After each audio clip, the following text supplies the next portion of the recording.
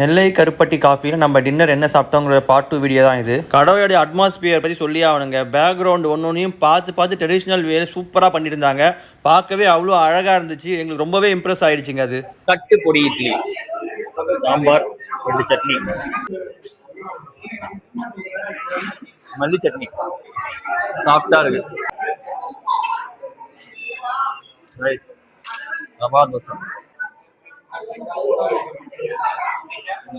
நல்லா இருக்கு. கலரை பாருங்க, இதுதான் வல்லாரை தோசையா.